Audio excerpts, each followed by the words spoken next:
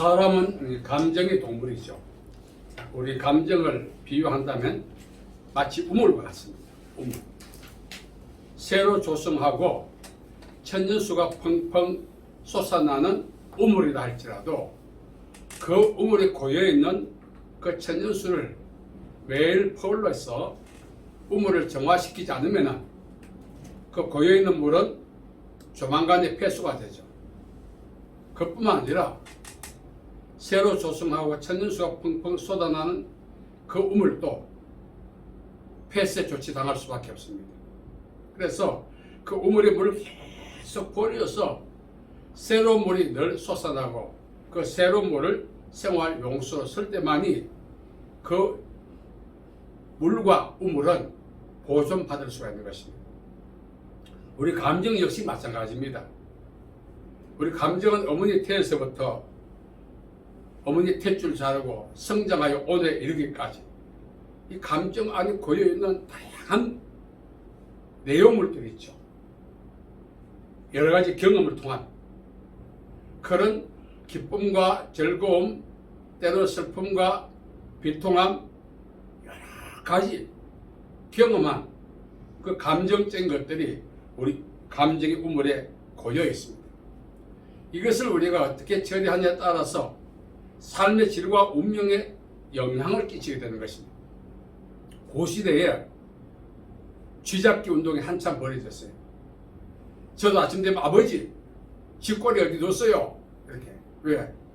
조회 시간에 가면은 선생님 앞에 쥐꼬리를 잘라서 제출해야 돼. 그만큼 쥐를 잡았다는 증거니까요. 쥐잡기 운동이 전 국가적으로 정부 시책에서 전개된 그런 시즌이 있었습니다. 정부에서 쥐를 잡는 이유가 있어요. 왜냐하면 국민 위생을 담당하는 그런 보건 부처에서 이 쥐가 바로 국민의 건강을 위협하는 그런 질병의 숙주 역할을 한다. 이렇게 간주했기 때문에 쥐잡기 운동이 많이 일어났죠. 그래서 쥐를 포획한다고 열심을 다했습니다. 껌껌이 쥐야 쥐도 심지어 쥐가 다닌다고 예상된 구멍까지 메고 왔어요. 그렇게 쥐를 잡고 잤지만 아직까지 쥐가 남아있지 않습니까? 이 쥐는 특성을 잘 이해해야 합니다. 쥐는 설치류죠. 설치류. 이 설치류가 번식하는 이유는 무엇입니까?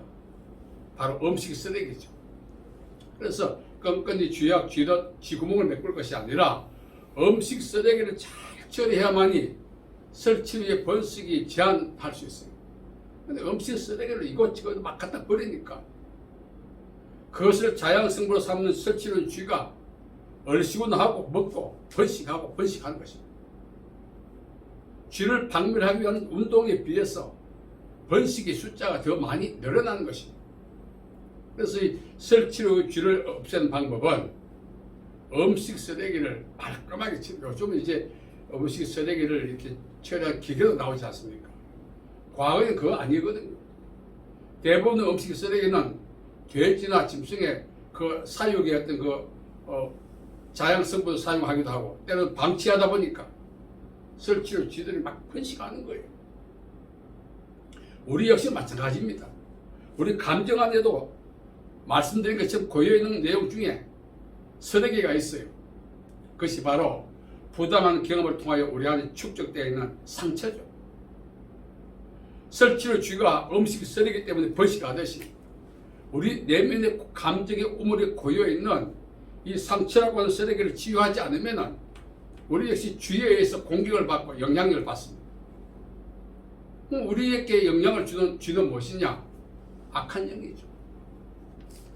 설치류 쥐는 음식 쓰레기 먹고 번식하듯이 이 악한 영인 영적인 쥐는 우리 안에 고여있는 죄, 상처 이러한 것들을 자양성분으로 삼고 늘 우리에게 접근하고 데미지를 끼치고 그렇게 한다는 사실입니다. 말씀드린 것처럼 설치류 쥐를 박멸하는 방법은 없습니다. 그러나 제한은 할 수 있죠.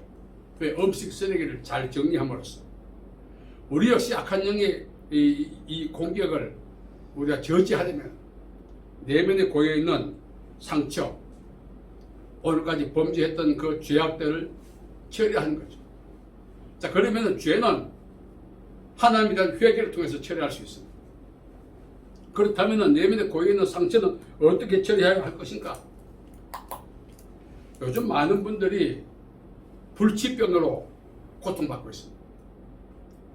원인을 알 수 있는 불치병, 때는 불면증, 우울증, 때는 강박장애, 분노조절장애, 이 모든 새로운 질병들이 정폭되는 그 배후를 깊이 들여다보면은 감정의 우물에 고여있는 그 쓰레기들을 처리하지 않고 축적되어 있고 포화됐기 때문에 그렇습니다. 죄라고 하는 영적 쓰레기는 회개를 통해서 처리할 수 있지만 상처라고 하는 이 쓰레기는 어떻게 하면 처리할 것인가? 이걸 처리하지 못하다 보니까 불면증도 오고 미국 의료계에서는 우리 생리적 질병을 시민성 질병이라 합니다. 시민성 질병. 내적인 어떤 원인에 의해서 생리적 질병이 유발된다는 것입니다. 그 프로테이지를 따지는데 75%였다는 것입니다. 이 75%의 그 생리적 질병이 시민성 질병이라는 것입니다. 내면에 있는 그 감정의 우물에 고여있는 영적 쓰레기, 이걸 처리하는 여부에 따라서 건강이 회복되고 삶의 질이 달라지고 운명이 달라진다는 것입니다. 그런데 우리는 이러한 사실을 인정하지 않을 뿐, 인정하더라도 처리할 방법을 몰라 그냥 묵혀두고 운명을 이러니 하고 일생을 살다가 가는 거예요. 우리가 소망하는 삶의 질이 상승되고 운명이 변하고 평안과 기쁨과 소망의 삶을 우리가 누리기를 원한다면 우리 감정의 우물이 고여있는 그 영적 쓰레기들을 처리해야 하는 것입니다. 그렇다면 무엇을 어떻게 해야 될 것인가? 감정의 쓰레기는 가해자가 있습니다. 스스로 채워지지 않습니다. 어떤 가해에 의해서 축적되는 것입니다. 그러므로 이것을 처리하는 방법은 어떻게 합니까? 가해자를 용서하는 것입니다. 저희 고향 옆에 가면 깊은 우물이 있습니다. 여름에는 거기 손을 못 닦을 정도로 너무나 정말 차가운 물이었어요. 온 동네 사람들이 두리박을 내려서 물을 퍼올렸어요. 그러다 보니까 자연히 우물은 정화되고 새로운 물이 자꾸 솟아나는 거예요. 그럼에도 불구하고 1년에 한 번, 두 번씩 우물을 소독했습니다. 그때 물을 다 퍼올리고 그 소독약을 넣고 우물을 정비하고 정화했던 것입니다. 우리 역시 마찬가지입니다. 일생을 살아가면서 감정의 우물에 고여있는 이 상처를 한 번도 퍼올리지 않고 그대로 묵혀두고 살다 보니까 시름시름 앓고 무기력해지고 삶의 질을 상승시키고자 하는 의지와 그 기회가 주어져도 도약할 수 없는 무능력한 상황에 처해지게 되는 것입니다.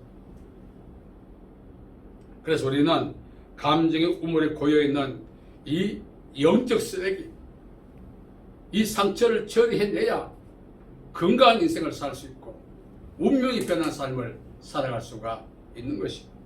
말씀드린 것처럼 가시적 우물은 볼로 소독하고 정화할 수 있습니다. 감정의 우물은 두리박으로 소독으로 안 되는 것입니다. 감정의 우물은 하나님을 향한 회개와 가해자를 용서하는 것만이 감정의 우물을 정비할 수 있는 유일한 방법인 것입니다. 제가 이렇게 사역을 하는데 많은 분들이 목사님 참 용서가 안 됩니다. 그만큼 상처가 깊었다는 뜻입니다. 그만큼 그것이 인생에 데미지를 줬다는 것입니다. 내가 용서해야 된다는 사실을 알지만 용서가 안 됩니다. 눈물을 흘리며 하소연한 분들이 많았어요. 저도 그랬거든요. 그래서 기도한다고 했어요. 왜? 하나님, 내가 저 사람을 용서할 테니 용서할 수 있는 마음을 주세요. 여러분, 제가 자주 말씀드렸죠. 우리의 그 마음을 하나님은 이해하십니다. 우리의 그 고백을 하나님 들으십니다. 그러나 하나님의 원수를 용서할 수 있는 마음을 주시는 것이 아니라 무엇을 주셨다? 말씀을 주셨다는 거죠. 이미 말씀을 주셨다는 것입니다. 우리의 감정에 관계없이 용서를 하게 되면 그것이 용서의 효력을, 능력을 발휘하게 되는 것입니다. 그러면 용서는 감정에 의해서 한 것이 아니라 뭐에 의해서 한다? 말씀의 순종함을 통해서 용서가 되는 것입니다. 오늘 말씀에 보면은 용서하라고 했습니다. 저도 오늘까지 살아오면서 참 용서 안 된 분들이 많았어요. 그래서 저는 그 사람하고 마지막에 죽기 전에 옛날에 농개가 외장을 끼얹고 남각이 뛰어들어 같이 죽었듯이 마지막 소원이 있다면 내 인생에 고통을 주었던 사람 꼭 끼얹고 저도 바다에 뛰어들어서 너 죽고 나 죽고 싶다. 그런 어떤 그 딜레마에 빠진 적이 너무너무 많이 있어. 그만큼 용서가 안 됐습니다.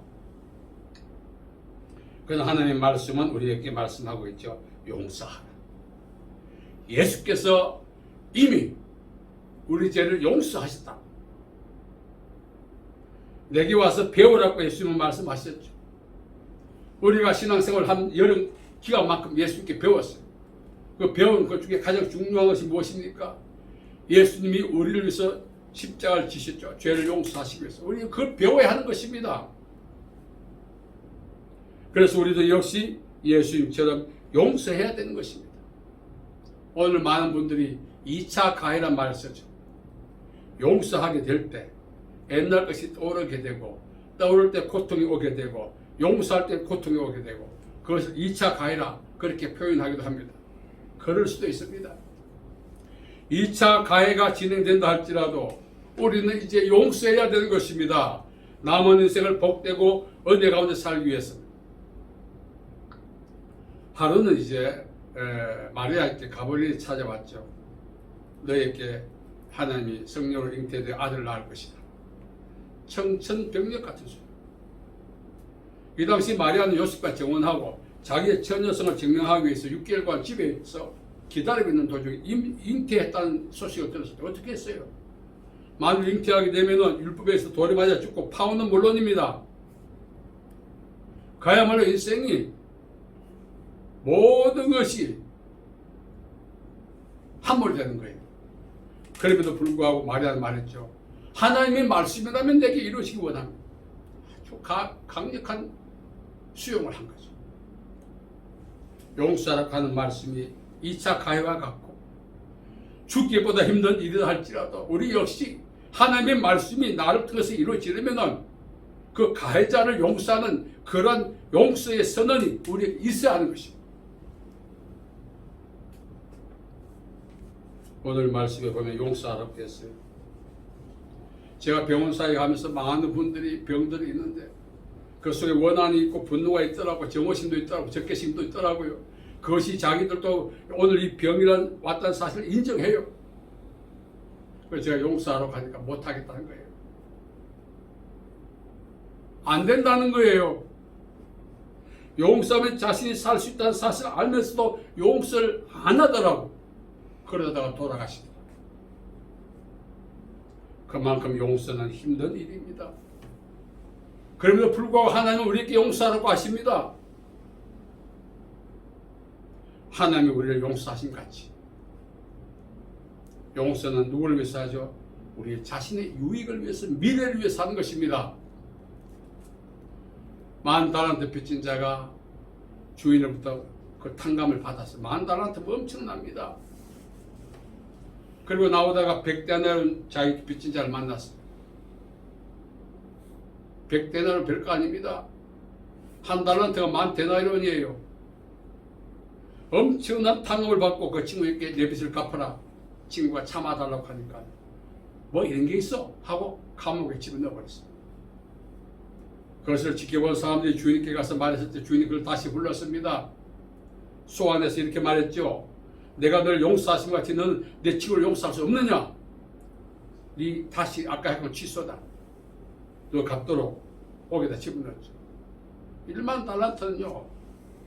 사람이 갚을 수 있는 그런 액수가 아닙니다. 거기서 빼가 돼도 못 나오는 거예요. 못 갚는다면.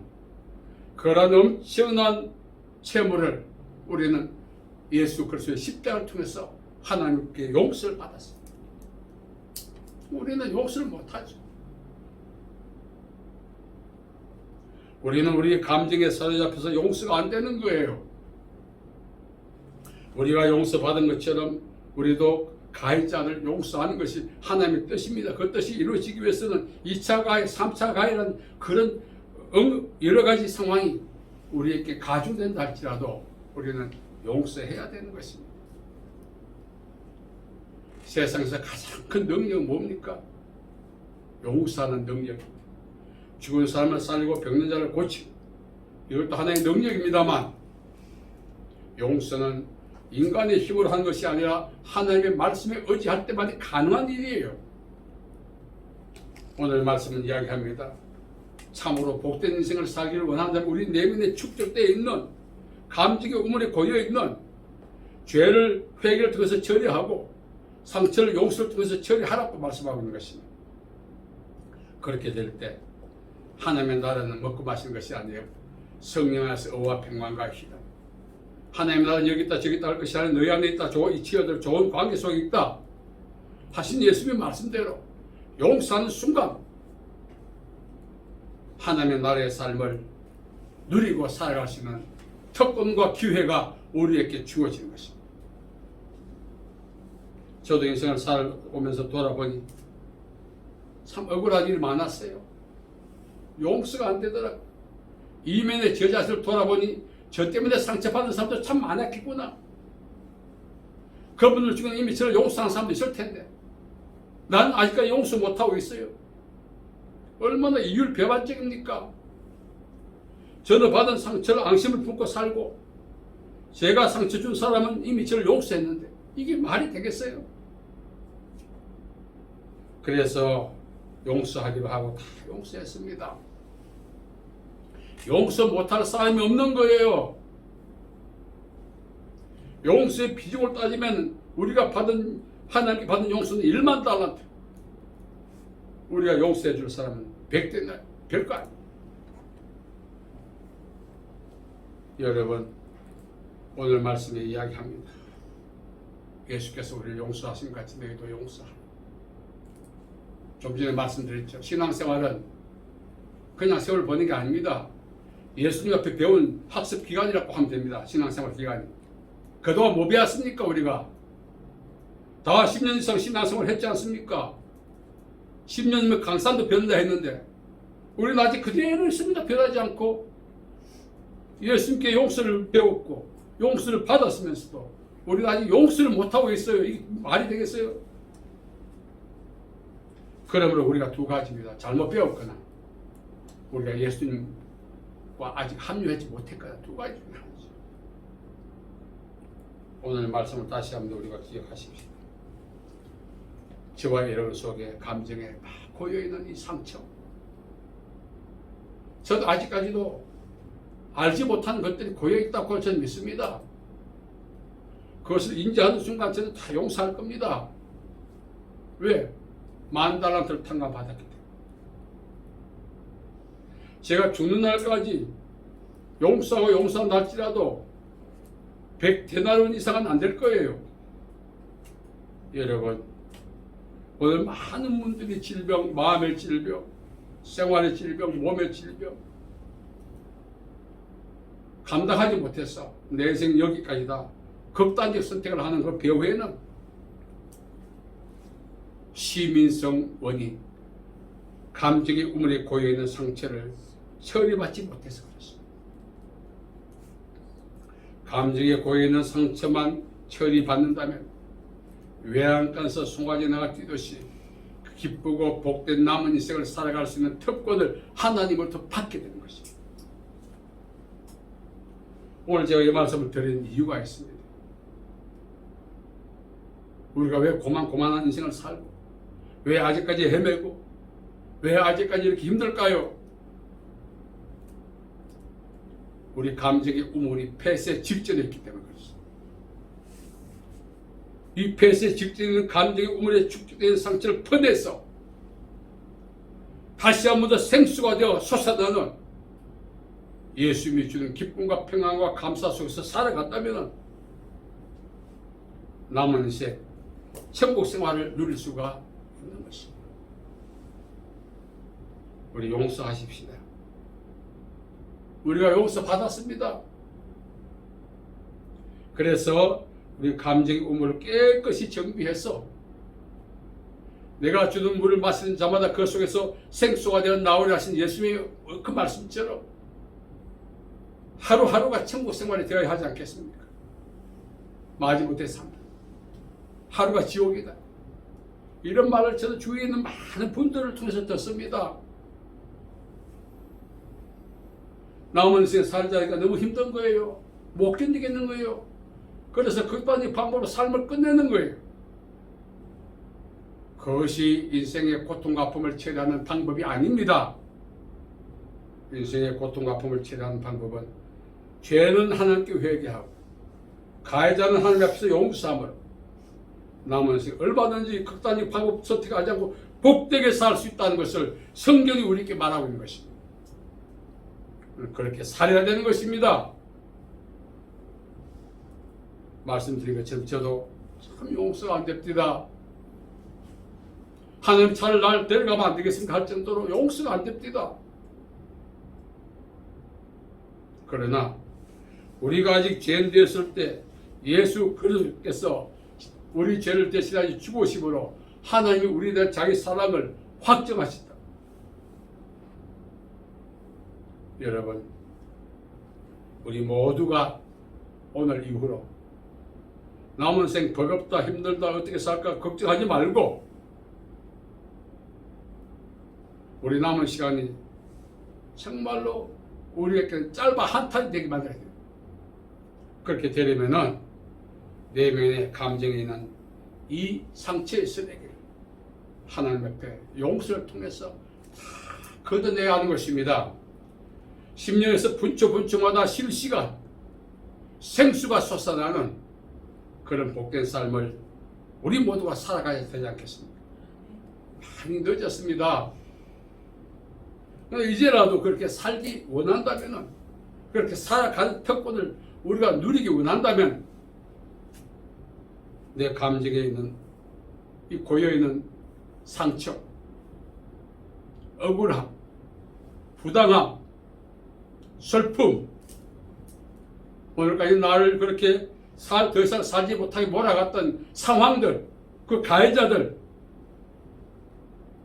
하나님 앞에서 우리가 용서받은 것처럼 용서한다면 성령 안에서 의와 평강과 희락의 삶을 우리가 누리게 되는 것입니다. 하나님께서 오늘 또 이렇게 말씀하고 있습니다. 용서하라.